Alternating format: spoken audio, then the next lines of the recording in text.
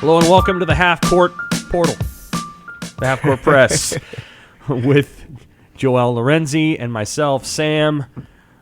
It is a portal April. Nebraska hasn't lost anybody to the portal, but they are bringing in a bunch of guys from the portal to visit. Creighton just keeps losing guys. Good players, too, that no one would want to lose. And we'll get to that in a second with Joel about all the guys that are leaving Creighton, including Ryan Nembhard. Some of the guys that are looking to replace Nembhard, they were right on that right away. And then we'll talk about Nebraska and I think they got 5 guys lined up. I don't know if all 5 will visit, but they got 5 guys lined up, I think, to visit here really shortly. I just want to remind everybody to subscribe to the Omaha World-Herald. You can do that at omaha.com/subscribe. I still believe we have the 6 months, 26 weeks, $1. Today is April, 12th? So if you were to subscribe today, they take you all the way through mid-October. So you get a good chunk of the Nebraska football season. And I know there's some Jayskers out there that follow Nebraska football. And you would get a lot of the preseason stuff for Creighton and Nebraska basketball. So you'll get all that stuff. And for Jays fans who love volleyball, Joel will be covering the volleyball team in great detail next fall. Yeah. He's excited about that. All right, so subscribe to the Omaha World-Herald. All right, let's go to Creighton. Last week, I considered it pretty shocking. I think I wrote in Twitter, Jay Shocker, Ryan Nembhard leaving Creighton. Now, first of all, let's just do a little whatever here. When we did this podcast last week, you had a sense that might happen. Yeah, I mean, in the weeks leading up to the end of the season, I was telling people like, yo, like, even though it feels like he's the safest lock to return, because I mean, he wasn't gonna make that draft leap that everybody was in question about. I knew teams would try to pluck him, the Gonzagas, the Dukes of the world, and I mean, I get the sense that they're in play now. Maybe not Duke because Jeremy Roach, I think they got a good feeling he's coming back, but Gonzaga has to be in the mix, and so it happened. I didn't think it would happen. I always thought it was maybe like a 15-20% chance. Maybe that's even too high of what I thought, but I mean it didn't just shock you or me. It shocked the department. I mean I don't want to say they scrambled, but their search began immediately and it was thorough. And before then, like, the recruiting was relatively light. I mean, they knew the core they wanted to return, and then after that, it was like they really had to hit the phones hard.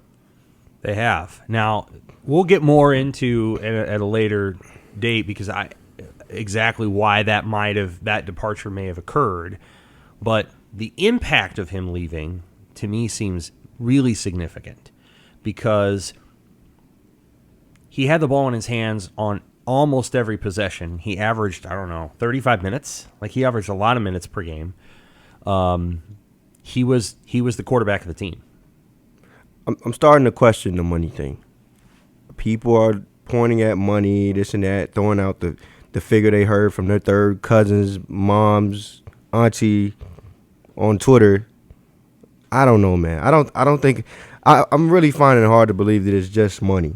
I mean, his brother's in the NBA. Mm-hmm. I'm sure he was doing well here. I don't know. I mean, maybe if we see Kaluma leave like he's expected to, and then maybe Trey heads out the door, maybe we start raising other questions. I don't know if there's a trend there or if there's something deeper going on there. It's all speculation. Mm-hmm. But the money thing, I mean, I feel that feels like an easy cop-out for fans that are just disappointed that he left. And I can't say I blame them, but I don't know. To me, I'm thinking it's not so simple. Historically, I think going into the future, state schools will have more money to spend for a variety of reasons.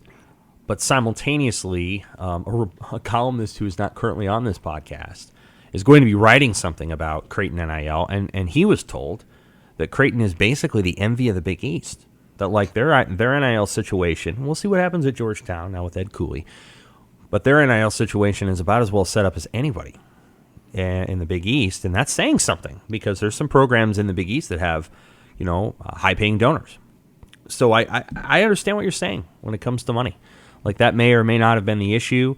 Certainly, if he lands at Arizona, I think Arizona's going to be able to splash the pot, so to speak. Gonzaga, I don't know. His brother played at Gonzaga.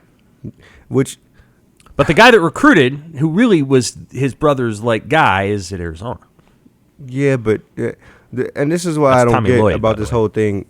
I mean, sure, Arizona's probably the favorite, but I'm not sure they're the lock in this whole thing. I mean, the most obvious thing would be the point at Gonzaga because his brother played for Mark Few. Right. There's just an obvious connection there that seems glaring that people are choosing to ignore. Maybe because Nolan Hickman is there, but I get the impression maybe because it's Spokane and not everybody wants to live there. I would. I'd take Spokane over Tucson, but not everybody would.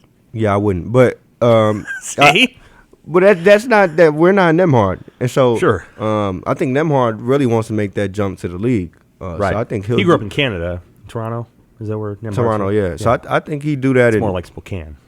I think he'd try to make that jump in. I don't know, Mexico City. I don't think he cares. Got it. So yeah, I don't know why people are writing off Gonzaga. Maybe it's because Terran Armstrong cut his list down, and some people are pushing him that way. The crystal balls. You got to watch out for the crystal balls. Right. And people are talking about Nolan Hickman. I think Nolan Hickman.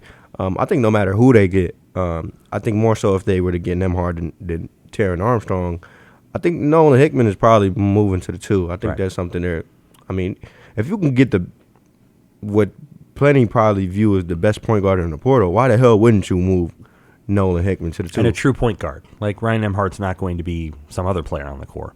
Okay, so they've had a lot of guys leave. Up to this point, I think they were all reserves that you and I could both say, okay, we can understand it. The players who remain are Francisco Farabello. He's coming back. Yes, he is. They want him back. Sure. I don't think he would have been able to say that on Twitter if they didn't want him back. So He's coming back. Mason Miller. Doesn't have to say he's coming back, but he apparently is. I think he is because it's like, I don't know. I think there's some guys over there that really are lobbying for him to be the starting 4, man. I think he could be a pretty good player.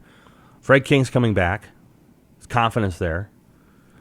Maybe less than Mason. I don't know. But I heard before the season that, maybe he'd, start thinking if Kalkbrenner came back. Because, there was games where Kalkbrenner played 40 minutes. And I don't know if that's just because of, Fred not being ready or what it was. I'm sure they'd like to do a 30-10 split or a 28-12 split.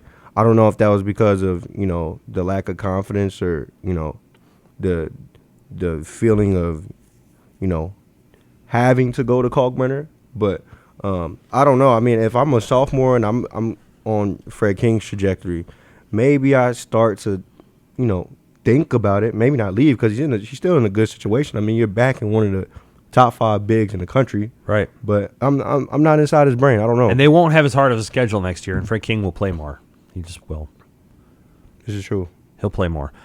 Baylor Sharman, you think's coming back? Yes. I it feels, I thought starting the summer he'd at least maybe go through the draft process, but if he didn't, which it feels like he won't, it makes sense. He went through it last year. I think he knows what they're looking for out of him. I think he knows the upcoming season, what he's looking for out of himself, what he could do with a second year in the jersey. And, it feels like that's probably the one I've thought about least because I'm like, okay, I really get the sense that he'll come back at this point. That leaves 3. First one is newly engaged Ryan Kalkbrenner. Congratulations to him and Rachel Saunders, who's a guard on the Creighton women's basketball team. Trey Alexander, who I think you and I both believe is the best player on the team in many ways. Maybe not. Kalkbrenner's the best on the team, but they're probably like 1A, 1B when it comes down to it. Yes, duly noted. As we all saw in the NCAA tournament, you win with a post and a shooter. One can't really exist without the other. It's just, see Purdue. You can't. That guy was player of the year, and they lost to Fairleigh Dickinson. Connecticut won the national championship, not because of Sonogo, and he's a fine player, but you and I both know they won because they made shots, and they have Jordan Hawkins and all the rest. Yeah, well, Sonogo he did. Played a big part. I understand that. But the point is you need both of them. Yeah. So Trey Alexander and then Arthur Kaluma. I think you have a sense, like, we'll go to Kaluma first. Yeah. Kaluma is a very kind of an open book when he plays. So you see him on the court, and he is among the players maybe the most frank with the coaches. Yes, and I probably think I'd go out on a limb to say that it felt like there was some disconnect near the end of the year between him and Mac on the floor. You see them, maybe get at each other out there, and I don't remember what game it was in the tournament, but he gotten sat for a lineup where they played Farabello extensively, and Farabello is not a guy that they really.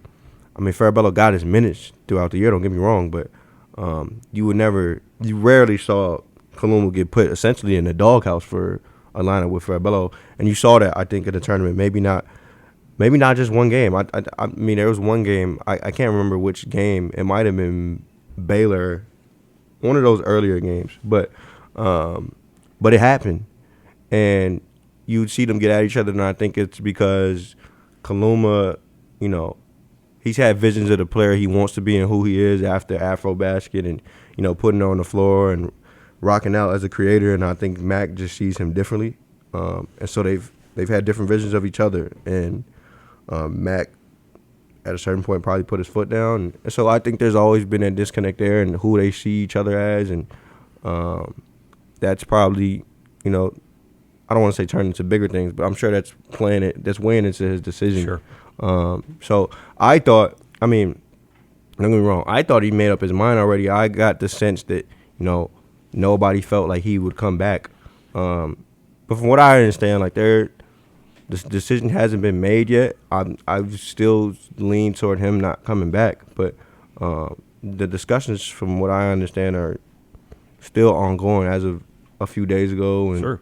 And so I'm maybe 1% higher than I was a week ago on him coming back, but I'm still not high at all on it. I mean, this is a guy that people are basically looking ahead and looking at people are looking at 4 men across the country to see Creighton who could recruit. Like, this is how long we've been saying, this guy is probably out here. Now, don't get me wrong, the situation is there for him to come back and return, but I just don't know if he, like we said with Nembhard, he wants to get to the pros. I just don't know, even though this is such a free system, at least from the outside looking in. I just don't know if this is where he feels like he can rock out and do the stuff that he wants that the scouts may also like at the same time. That's interesting. What I would say about him is that what he's really good at, I think he would remain good at regardless of the program he goes to, and what he needs to get better at, I think will be hard for him to get better at before he goes to the pros, unless he does it himself. He's going to have to do the work himself because college coaches only have so much time to work with a guy on, and this is my opinion about what he needs to get better at, footwork and dribbling. And the shooting thing he's going to have to do on his own. Like, he can't. He's just going to have to become a better shooter. He loses the ball. Yeah, and I don't even think his handle is just abysmal. I just think it's like the combos, putting it all together as a creator. Like, it just looked different in the college game. I don't know if it was because of the spacing, the system, whatever. It looked different than it did when he was playing Afrobasket. Like, there, he was getting to a bucket, and he was killing grown men. And so I get it. I think he carried a lot of that over. And this is why, for a long time, I thought that he would just make the pro leap no matter where they had him mocked, because it's like, once you cross that threshold, like, some people are just better translated to the pro game than they are the college game. And so, like kind of like you said, like, there's a ceiling to what he can work on here with the spacing, with the way college is set up. So I thought for the longest he would make the pro league, but I think there's room for him to transfer if he doesn't like what he hears, because he doesn't want to sabotage his path now. What's interesting is, and he would never do this, but you know what program he could probably get better at those things? Nebraska. Because that's the one thing they do. Good grief, Sam. Here's why. I've watched it now for like many years with Hoiberg.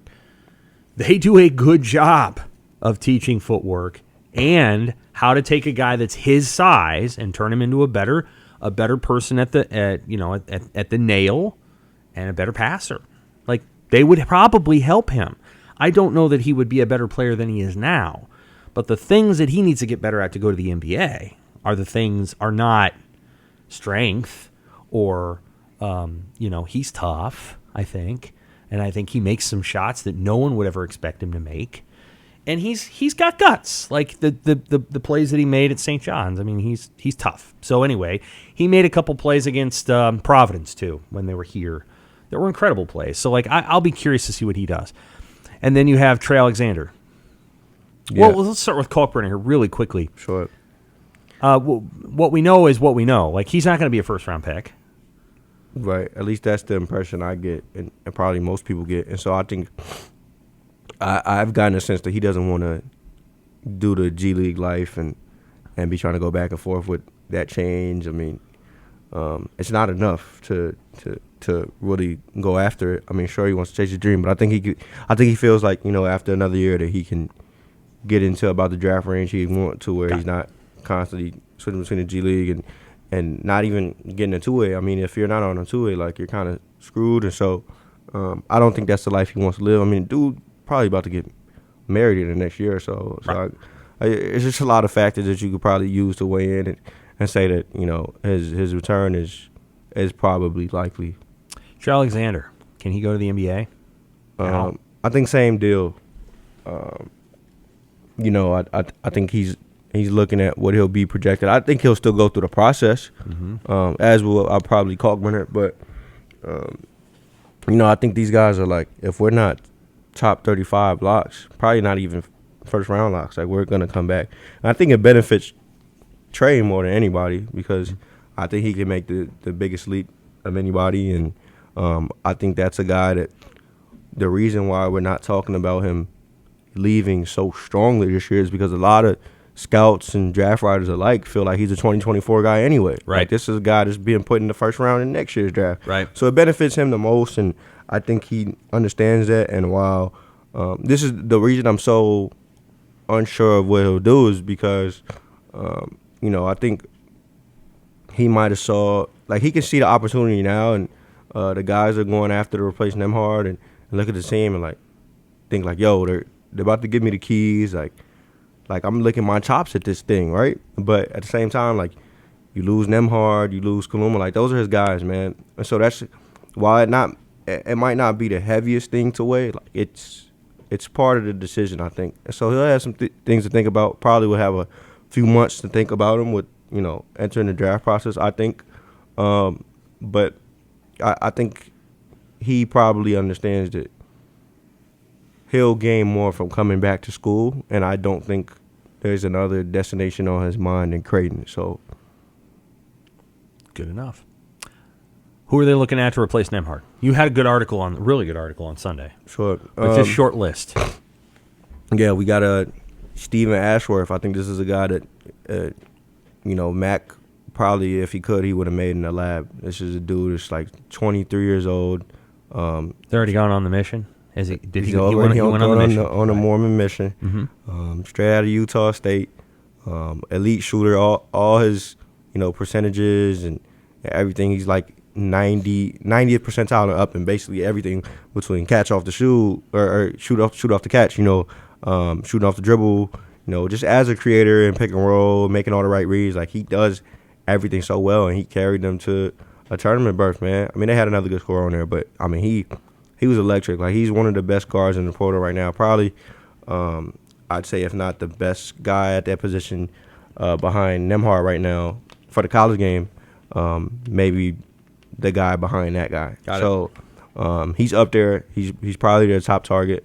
I think they're hopeful they'll get him. It feels like he's a Creighton guy. Like, this, the matrimony would make sense, right? Mm-hmm. Like, he just feels like that. And then after Ashworth, I think you got, I mean, Taron Armstrong. I don't know where he sits on their list, maybe 2 or 3. I think in terms of fit, as PG1, he should probably be 3. He's a Australian 6'6" guard, cannot shoot. Shot 30% from 3 over the past 2 years. Mm-hmm. So there's limitations there. He'll need a screen to get paint touches. Like, he doesn't have the craziest handle. I mean, he's reliable with it, but he's just not generating a ton of paint touches, not putting too much pressure on the rim. But his strengths are, I mean, people call him the best passer in the country. The reads he makes, the ball placement, it's elite. He'd be the best passer on this team, and this team has Baylor Sharman. So it's a big addition. But, you know, his list, and he assuming he doesn't end up on Creighton, he could end up in the Big East regardless. I mean, 3 of his 4 schools were I think the other two were Xavier and who am I missing here? There's another Big East school in there, and then Gonzaga, who so people the crystal balls are like Gonzaga, but 6'6" passer, elite facilitator, certainly in the mix. I think if they want size, it makes less sense to me than Ashworth or the other guy, Javion McCullum, a guy that saw a crazy sophomore leap, was handed the keys at Siena this past year. He's a smaller guard, like 6'1", 170. Yeah, and but I mean, man, like off the dribble, the handle is there. He'll get paint touches. Like his handle is not just reliable; it's shifty. He's good off the dribble. He shot, I think, 36% from three. Like this is a guy that last year he's got a taste of being handed an offense. Like I think you give him another year, a year next to Trey Alexander and Baylor Shireman and in the pick and roll with Kalkbrenner at that. Like you give this dude tools that he's never seen before. Oh yeah, no question. He's on that list. I think he's probably below maybe those two, but I think in terms of PG1 fit, he should be right behind Ashworth if they don't land Ashworth. Is he visiting Ashworth? Is he coming? Ashworth? Is he rolling through town? I'm not sure. I'm sure he is. I just haven't heard of an exact date. Okay. And then Andrew Rhodey is another guy. I think by now they're trying to land him as maybe a bench guy. Maybe their first guy off the bench. I mean, he's that talented. This dude could be a starter. And he's got 3 years left. Yeah, he was a freshman last year at St. Thomas. Creighton got well acquainted with him when he dropped 15 on their head in that first game. And, this is a guy, not the best shooter of this bunch, but like you said, I mean, he's, 18, 19? He's got years to improve. Yeah. He'll be with a staff that can help him improve that. It'd be great if he could redshirt. Actually. I think they need him this year. Okay. I mean, if you want to stock that bench, I think they know they can't do another year with Farabello as sixth man. There's just too much weight on Farabello. If Andrew Rhodey is your guy off the bench, I mean, damn, like that's probably a squad because he's good. Right. And so I think that's what they're aiming for. I think they should probably be aiming for Ashworth and Rhodey. I only say Rhodey as a bench guy. People might be saying like, "What the hell?" Like he could start at most places, but I think they were recruiting him probably while they still had Nembhard, or were under the impression that he still had Nembhard. So he knew what he was stepping into then. So I don't think it matters whether Ashworth or whoever comes in ahead of him. I think he gets the deal. At least that's my impression. And so these are the scenarios that could happen for them. That'd be really good. I mean, if they were able to pull that off, I think that would be impressive. Nobody's going to replace Nembhard easily, though, because he had special chemistry with Kalkbrenner. And, I haven't watched enough of Stephen Ashworth to be able to tell you whether Nembhard's ability to push pace and then, when it wasn't there, to not turn it over, to not make the dumb play, somewhere. He rarely ever did that. So he would push pace, they wouldn't have it, and then he could get it out of there. Yeah. And he did that consistently. He just didn't make a lot of mistakes. And so I'd agree. And not everybody there's a lot of guys that can make plays, but do they limit their mistakes? And Nembhard didn't make a lot of mistakes. Yeah, and I think part of that was the way they tried the staff molded him. But I think and fans will watch him next year and miss him a ton. I mean, as much as they don't want to admit it now because they hate him. First of all, this dude, if he would have stayed there another year or two, his jersey, they would have hung his jersey up. Sure. This dude, when you watch him next year, I'm sure like some of this was the way Creighton wanted to play, but you'll see him probably do some stuff that he wasn't allowed to do here. Do crazier stuff off one foot, or right. Make jump passes, or just be more creative probably elsewhere. That he probably leaves as the third or fourth best point guard in school history.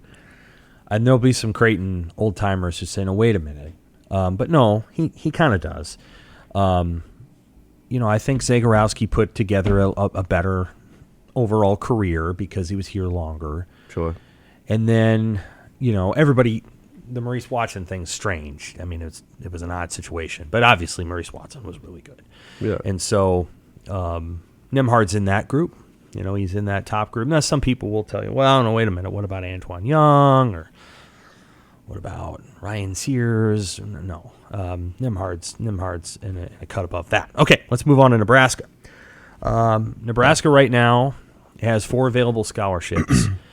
the way that I think Nebraska envisions all this is we've got 4, but if we liked 5, we kind of know the 5th, or we know of a 5th scholarship that would open up. Like, there's people that will leave if they understand that the players that Nebraska signs are going to completely swallow up their playing time. Does that make sense? Sure.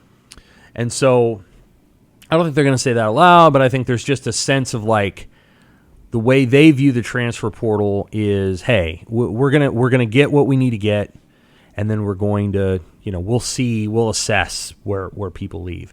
So starting on Friday, they have a bunch of visits just kind of lined up. Boom, boom, boom, boom, boom.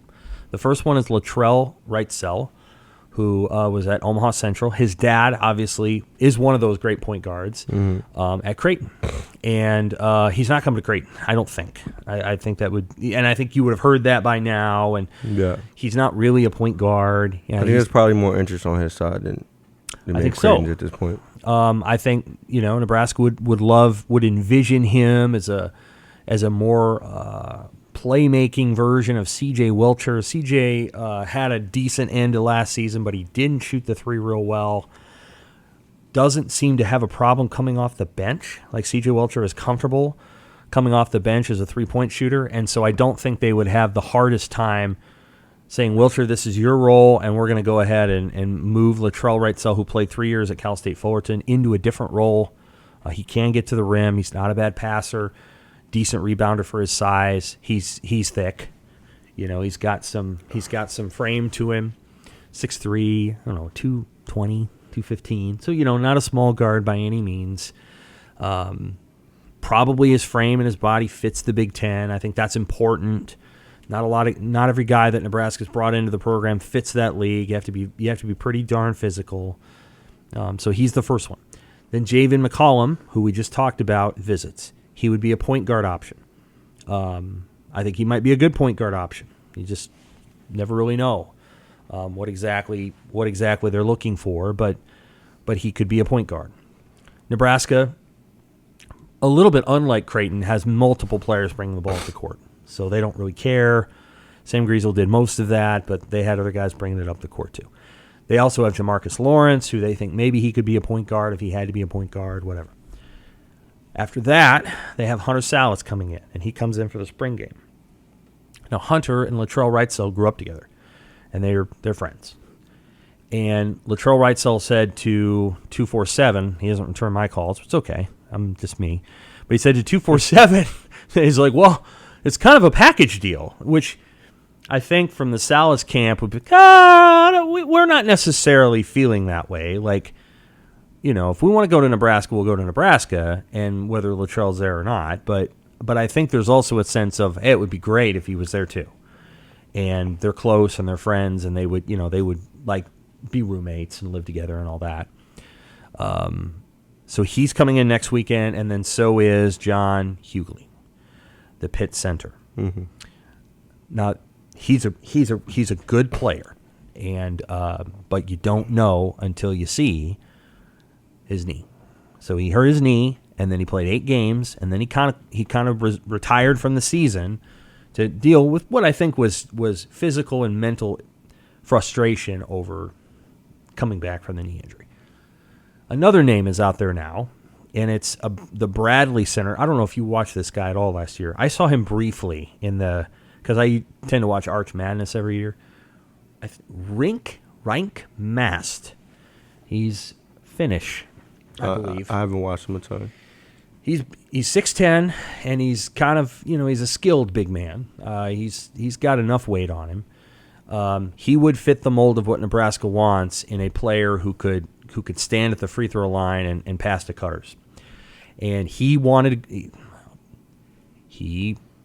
was interested in going to Iowa, which is understandable. Iowa does a real nice job with their post players. Did you see Luka Garza standing there on the bench for the Wolves last night? It is with his holes in his jeans and his you look like a fan. Anyway, Iowa does a good job with their posts, but he didn't get to go there because they took a different guy who I think is from Sweden who played at Valparaiso. So that guy's going to Iowa, so they don't need 2 of those. So Nebraska is in the mix for this guy, and if they get this guy and they get Hughley, well, then they're not going to keep two other posts. So like now you got to try to figure out who's going to be there and who's not, and do you want Hughley or do you want Mast, and what do you do with Bride? Like, so that's part of the question. And Mast doesn't have a visit scheduled, as far as I know, as of Thursday morning or Wednesday morning, which is when we are. But those are the names to watch. And of course, the most interesting one of those, in some ways, is Hunter, because I think the visit that Hoiberg and Nate Lenzer made out there went really well. B, nobody's quite sure what Hunter is capable of doing on offense. They know what he can do on defense. I think he was their number 2 defender when you look at analytics. Offensively, Hunter was an offensive player in high school. He was actually not a great defender. And I remember having a conversation with somebody saying, well, Bryce McGowan is going to be a way better defender than Hunter Salas. And that's not true. Bryce wasn't a great defender. Hunter is. But what was also true of Bryce is a hell of an offensive player. Like he was in college in the brief time he was there, and Hunter has not really shown that yet because he played for a team that oriented itself around Drew Timme. FYI, if Ryan Nembhard goes there now, he's going there at the right time because Timmy's gone, and the whole team just revolved around Timme. Even when Chet Holmgren was there, it all revolved around Timme. Well, Chet was never going to be a right, but like, scorer. He was a hell of a player. I mean, there's things he could do. And he showed that with rim protection. He did, but the team was oriented around Timme. Yeah, no doubt. And so if Nembhard goes there now, he won't have to deal with that. At any rate, Salas is really interesting because he is potentially a player who could average double digits. And if he did that and he played the defense, well, then you'd be getting a hell of a basketball player. But nobody's quite sure because he didn't really have a chance to do that at Gonzaga. So that's where Nebraska's at right now. Casey's got when's the NBA draft deadline? 23rd of May, April to enter in. Oh, to enter in. I don't know. I just know the deadline. It's later April. I think it's Sunday night, 23rd. So Casey hasn't done that yet. He could do that. I don't think there's any sense that he's going to remain in the draft. And I think the relationships that Nebraska has built with Casey mean that he'll be returning to Nebraska. So I think that's there. And then if they're able to add, and then Bryce Williams took his visit, I think he would go to Nebraska. I don't know if Nebraska wants him yet, but he was a three-point shooter at Charlotte. One thing to always keep in account, and I'm sure you do this, the Big Ten and the Big East, playing in either one of those leagues, the defenses that you're going to face in either league is a hell of a lot better than you're facing in the Summit. Andrew Rohde, the MAAC, Sienna's Jaden McCollum, and whatever league Bryce Williams is in, Conference USA. Mountain West, I think, is a little bit between all those leagues. I think there's some pretty good defensive teams. Hello, San Diego State in the Mountain West. I think there's quite a few good defensive teams. So I think Stephen Ashworth's probably seen some pretty good defenses. But I don't know how many good defenses Andrew Rohde saw once he got into league play. Probably not a ton. Nothing like what he's about to face. And for what it's worth, Simon went through that whole adjustment, but there was far more weight on him than there would probably be on Rohde. So I got to imagine the adjustment will probably be easier. Shireman's a better player, right? Yes. By some margin? Yes. Because he's taller. Well, not by much. Okay. But he's pretty good. He's not taller by much. He's a pretty talented. I mean, we're talking about this dude on draft board, so. Yeah. Well, with Nembhard gone, what you ask of Shireman, would that change? I think he'll probably get involved in a little more pick and roll. They probably didn't use him as well as they should have this year.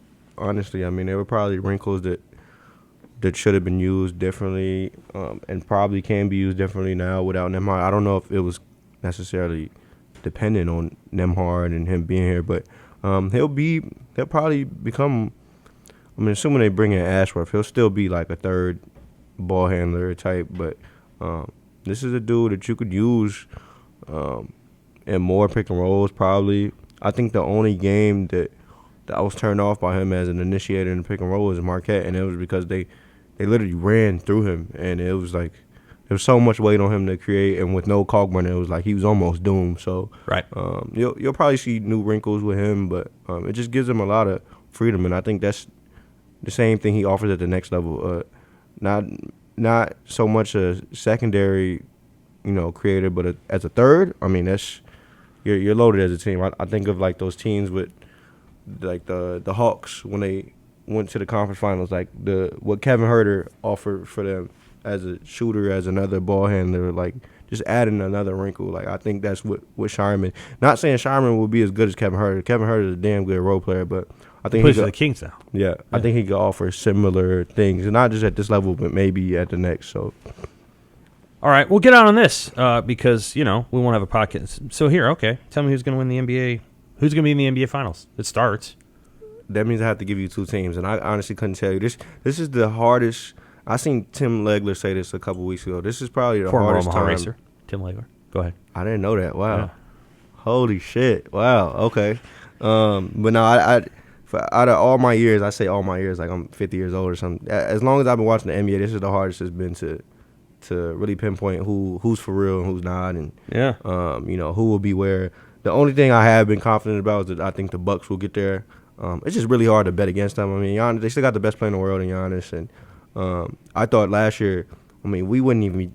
The Celtics' legacy would be so much different if Chris Middleton played in that series. I mean, they were minutes away from beating them in a 7-game series without their second option. So I gotta imagine it's difficult to bet on them. I mean, they do it in the regular season, they do it in the playoffs. They already won a chip, so it's like, why wouldn't you vote for them? I don't know. I mean, the stuff you could do to Giannis years ago just is obsolete now. Okay, so the Bucks. Celtics are trailing right behind them, though. Don't get me wrong. The Celtics are damn good. And then the most for real team I think is in the West is Denver, I guess. But like there's stuff you could throw at them. They're not super versatile defensively. Who else are we talking? Like Phoenix, like they got their questions about depth and who's their fifth guy in their lineup. I sat on them for 4 years to get to the finals. They didn't do it. Who's that? Denver. Yeah, I couldn't do it. I choke. This is fair, but now I think in years past they didn't have Aaron Gordon. Jamal Murray's back now, which wasn't a thing last year. I know he was hurt twice. Michael Porter is probably as good as he's been when you see his heights. Jokic has gotten better somehow. Yeah. KCP is another solid guy next to them. They got good wrinkles with Bruce Brown. The Bucks and the Nuggets. I don't feel confident saying the Nuggets, but I feel confident saying the Bucks. Okay. So don't quote me. But the Bucks, if the Bucks are not there, then shit. I mean, I was wrong. One of the best things in life is being wrong about sports. About sports? Yeah, it's great. Because then you get to relish being wrong. I'll go with the Boston Celtics, which gives me no pleasure. I don't like the Celtics. Sure. Although I liked the Celtics team last year and maybe again this year. I like Jaylen Brown. I like Jason Tatum. You don't like Jason Tatum? He's okay. I like Jaylen Brown. Okay. I like Jaylen Brown. Sam, we got to talk. I didn't say he's a good player. I didn't say he wasn't a good player. He's a great player. Well, he's their best player. I like Jaylen Brown, too. I think he could be a first option on a lot of teams. I like Jaylen Brown. So I'll take the Celtics, and then, yes, I will take the Phoenix Suns. I'm not mad at it. Kevin Durant. I'm not mad at it. They just got to answer some questions for me, that's all. But, KD, Devin Booker, and Chris Paul, it's hard to look over there and say, well, they don't got a chance because they do.